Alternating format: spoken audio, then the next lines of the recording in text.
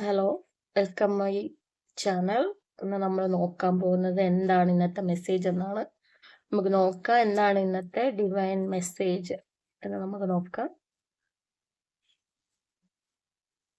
ഇത് timeless reading ആണ്. ഇത് ജനറൽസ് റീഡിംഗ് ആണ്. ആരാണോ എപ്പോഴാണോ നിങ്ങൾ കാണുന്നത് അപ്പോൾ നിങ്ങൾക്ക് റെസണേറ്റ് ആകും. അങ്ങനെയാണ്. Divine please give me the correct answer. എൻ്റെ വ്യൂവേഴ്സിന് ഈ വീഡിയോ കാണുന്ന എൻ്റെ വ്യൂവേഴ്സിന് എന്താണോ റെസണേറ്റ് ആകുന്നത്, അവർക്കുള്ള മെസ്സേജ് എന്താണ്? Please give me the correct answer my divine. Please give me. Please come. നമുക്ക് നോക്കാം.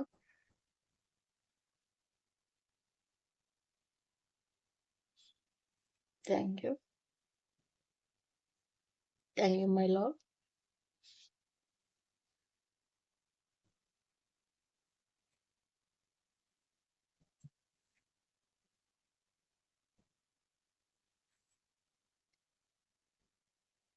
ഓക്കെ, ഈ ബോട്ടം ഓഫ് ഡെക്ക് വന്നിരിക്കുന്നത് ഡെത്ത് ആൻഡ് റീബർത്ത് എന്ന് പറഞ്ഞ കാർഡാണ്.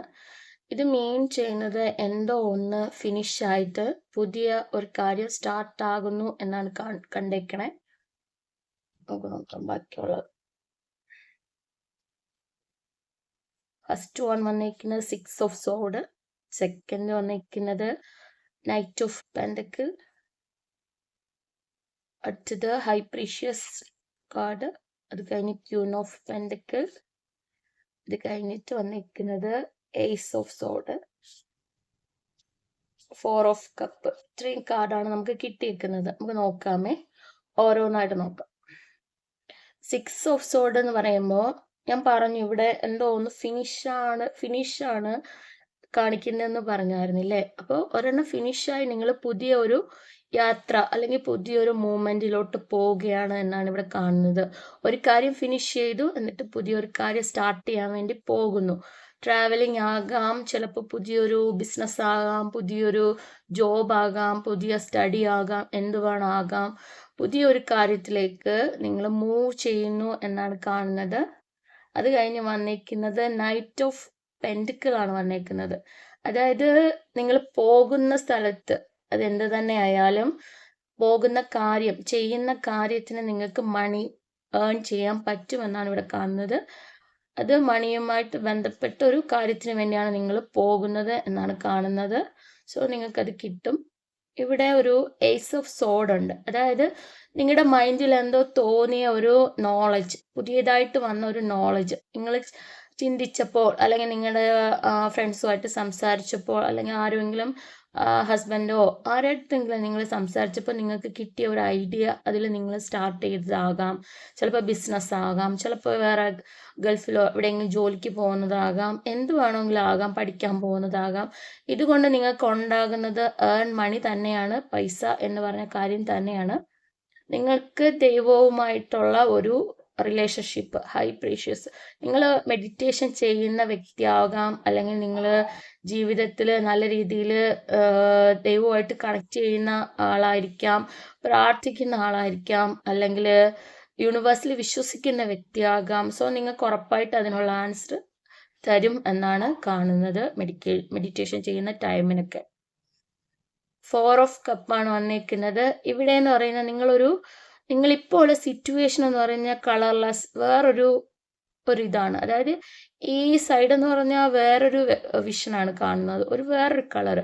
ഇപ്പുറത്തെന്ന് പറഞ്ഞാൽ കളർഫുള്ളാണ്. അപ്പം നിങ്ങൾ ഈ പോകുന്നത് കറക്റ്റായിട്ടൊരു നിങ്ങളുടെ തീരുമാനം കറക്റ്റായിട്ടുള്ള കാര്യം തന്നെയാണ് എന്ന് ഷുവർ ചെയ്യുന്ന ഒരു മെസ്സേജാണ് ഇവിടെ വന്നേക്കുന്നത്.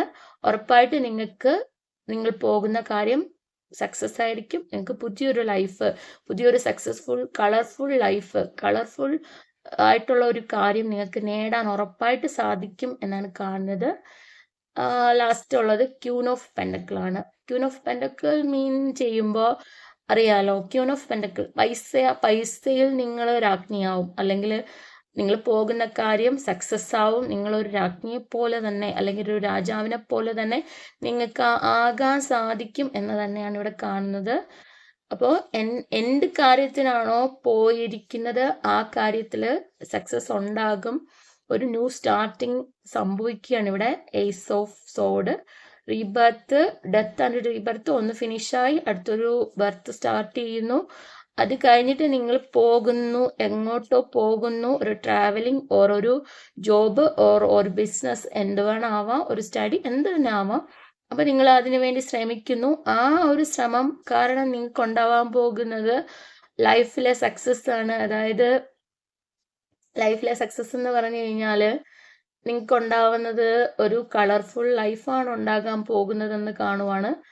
അത് കഴിഞ്ഞ് പിന്നെ വന്നേക്കുന്നത് ദൈവത്തിന്റെ പ്രസൻസ്. അതായത് ദൈവം എന്തായാലും നിങ്ങളുടെ കൂടെയുണ്ട്, അല്ലെങ്കിൽ നിങ്ങൾ വിശ്വസിക്കുന്ന ഏത് ശക്തിയാണോ അത് നിങ്ങളുടെ കൂടെ, നിങ്ങളെ ഹെൽപ്പ് ചെയ്യാൻ വേണ്ടി യൂണിവേഴ്സ് നിങ്ങളുടെ കൂടെ തന്നെ ഉണ്ട്. ദൈവം നിങ്ങളെ സപ്പോർട്ട് ചെയ്തുകൊണ്ട്, അതുകൊണ്ട് നിങ്ങൾക്ക് ഉണ്ടാവാൻ പോകുന്നത് നൈറ്റ് ഓഫ് പെൻഡക്കിളാണ്. അതായത് മണി എന്ന് പറഞ്ഞാൽ ഒരു കാര്യത്തിലേക്കാണ് ഇത് കാണിക്കുന്നത്. അത് കഴിഞ്ഞുള്ള queen of പെൻഡക്കിളാണ്.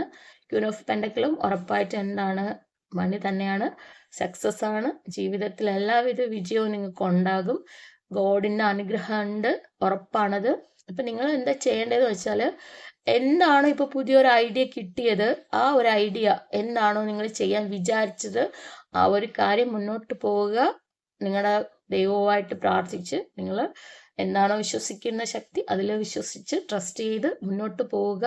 Meditation ചെയ്യുന്നവരാണെങ്കിൽ meditation continue ചെയ്യുക, കാരണം അത് നിങ്ങൾക്ക് നല്ലതാണ്. സോ നിങ്ങൾ അത് ചെയ്ത് സക്സസ് ആവുക എന്ന് പറയുവാണ്.